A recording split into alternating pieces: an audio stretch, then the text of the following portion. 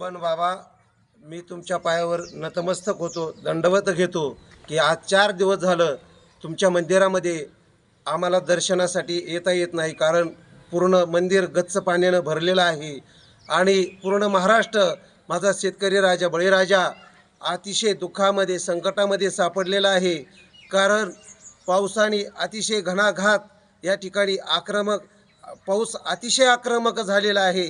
त्याच्यामुळं बनबाबा तुमच्यामध्ये जे सामर्थ्य आहे, ज्या निजामकालीन राजाला तुम्ही फतेशाह नावाच्या राजाला तुम्ही जसा धडा शिकवला तशा प्रकारे पावसाला तुम्ही काहीतरी प्रत्युत्तर द्या असं, आणि मला सुद्धा विश्वास आहे, कारण तुम्ही त्या ठिकाणी संकटाला वेळोवेळी अतिशय धावून आलेला आहात आणि अशा प्रकारे तुम्ही या संकटाला धावून येताल।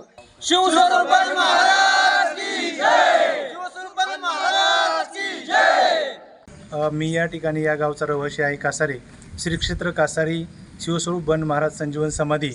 ही समाधी जर पाहितलं तर निजामकालीन ही समाधी आहे आणि या समाधीचा जर इतिहास पाहितला तर 500 वर्षापूर्वीचा इतिहास आहे असं आम्हाला आमच्या पूर्वजांनी सांगितलेलं आहे। आणि आज माझं वय जवळपास 40 आहे आणि आमच्या आजोबा जे आहेत, आजोबा समान जे व्यक्ती आहेत, यांनी सांगितलं की आमच्या कळण्यातसुद्धा एवढा पाऊस या मेमध्ये कधी झाला नव्हता आणि इथून पुढं होईल का नाही हे सांगू शकत नाही। इतिहासातील एक पहिलीच घटना आहे की मेमध्ये आमचं मंदिर पूर्वीचं खूप जुनं मंदिर आहे, या मंदिराचा जीर्णोद्धार करून आम्हाला आता जवळपास बरेच दिवस झालेत। तर या मंदिरामध्ये पाणी जे आहे सध्या जर पाहिलं तर 2 फूट या समाधी मंदिरामध्ये पाणी आहे।